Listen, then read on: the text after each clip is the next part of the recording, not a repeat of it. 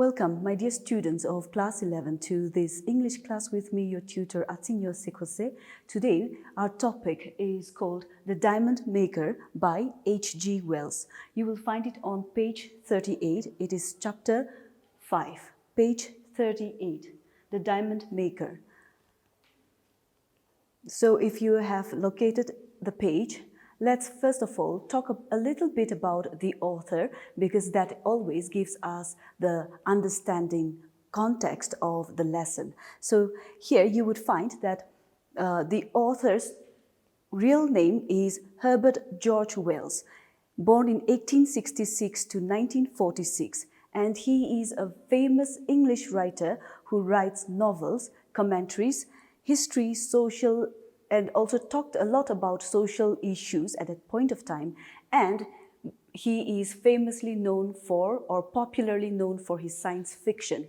So you would find that when it comes to science fiction, or in the science fiction literature section, you would find that some of his works are celebrated a lot. That is The Time Machine and War of the Worlds, which are also adapted into movies. And I'm sure some of you must have seen those movies. However, in this lesson here, we are going to take a look at it from the perspective of a diaspora work. In fact, not exactly a diaspora work, but the elements of that diaspora work is found in the science fiction.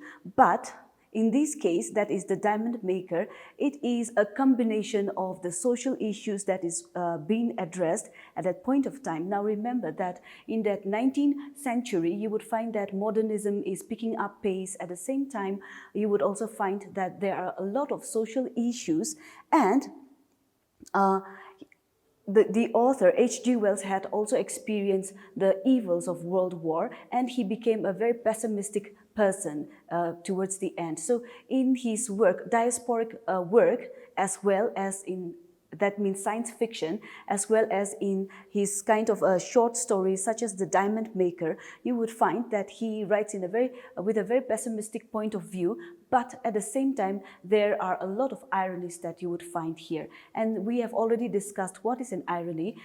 Just for a brief revision here, an irony is a poetic device, and we find different kinds of ironies, such as verbal irony, situational irony, and so on. So I want you to keep note of the fact that in this lesson here, we would be having a lot of situational irony as well. So keep those things noted, and we would now proceed on to the context or the setting of the lesson. So the setting, as I've mentioned earlier, it is in the 90s, and the place here is being addressed as London, Westminster. And time here is 9 in the evening, which means it is very late. So I hope you would be able to picture that kind of a evening time, dark evening time.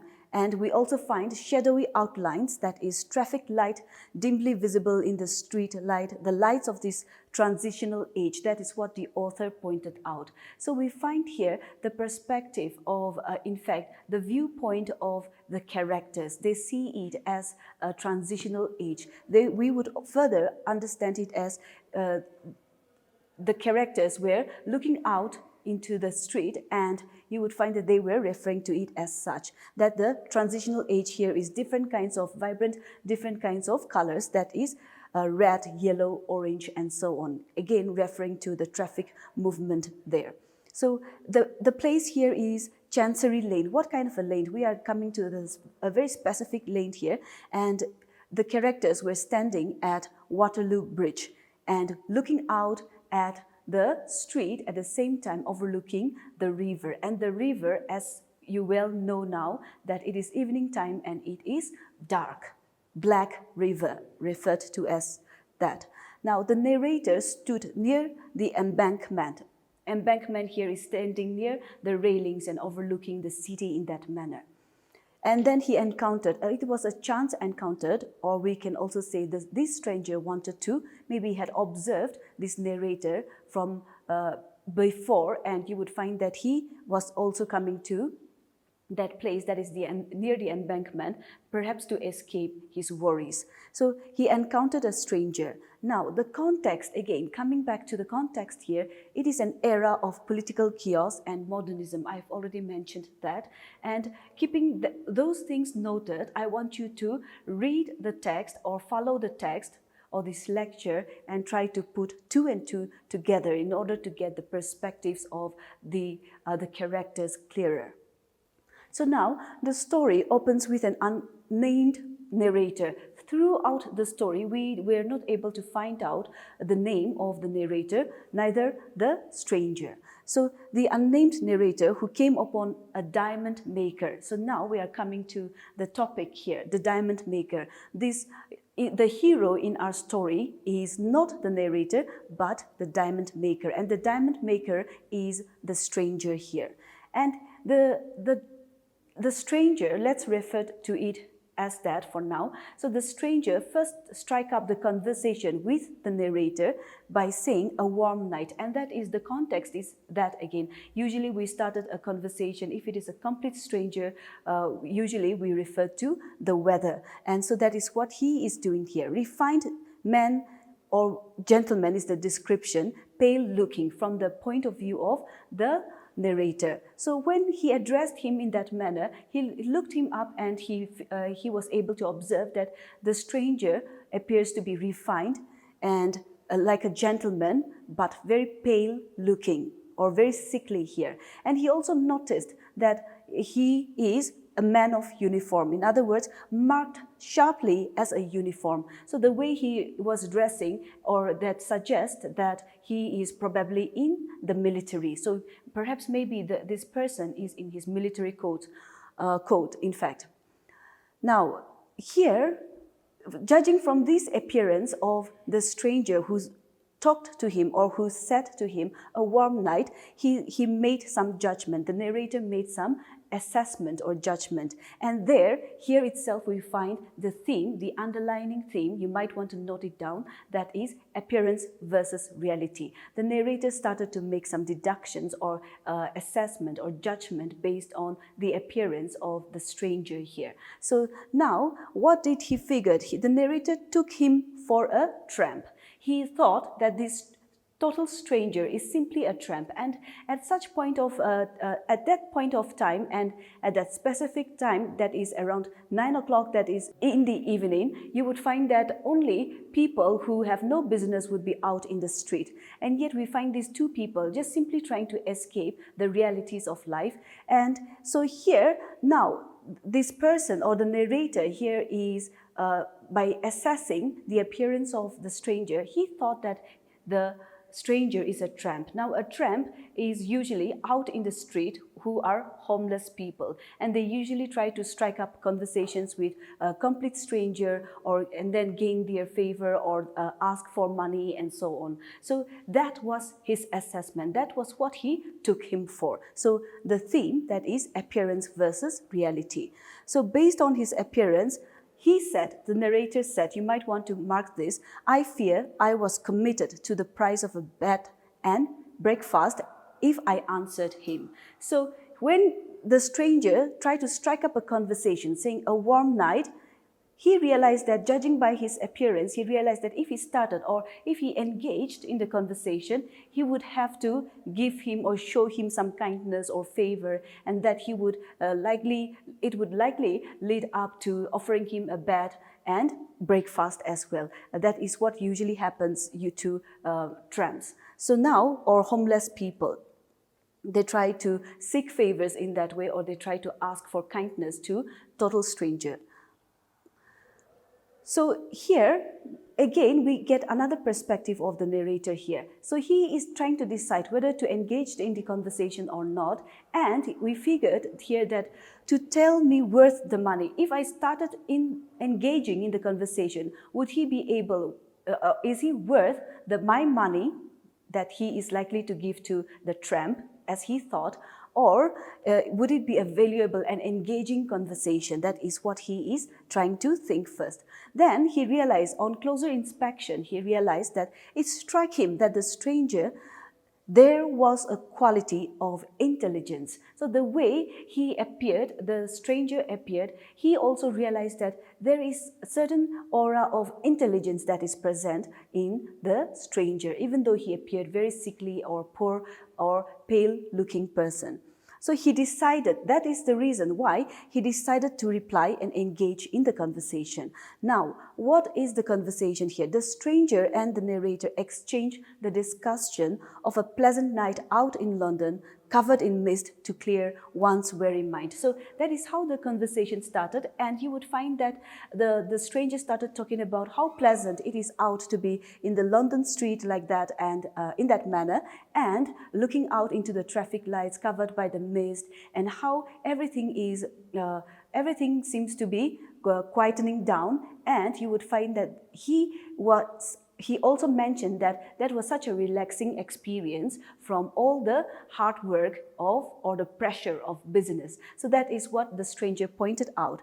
Now, the narrator realized he was hard up, dirty and unkempt. On closer inspection, he realized that this stranger is very hard up, which means he appears to be very poor, dirty and unkempt, contradictory to his talk of irksome worries of a large business. So the way the stranger is carrying on the conversation, talking about large business, how it is very stressful to be working in a big project like that. And now, so that is the irony that we find here, the situational irony. The way he's talking appears, the stranger appears as though he is an intelligent person and that he is someone in big business, and yet the reality is that he looked very poor, sickly, and he appeared as though he hasn't taken a bath for days and in need of a place to sleep and so on.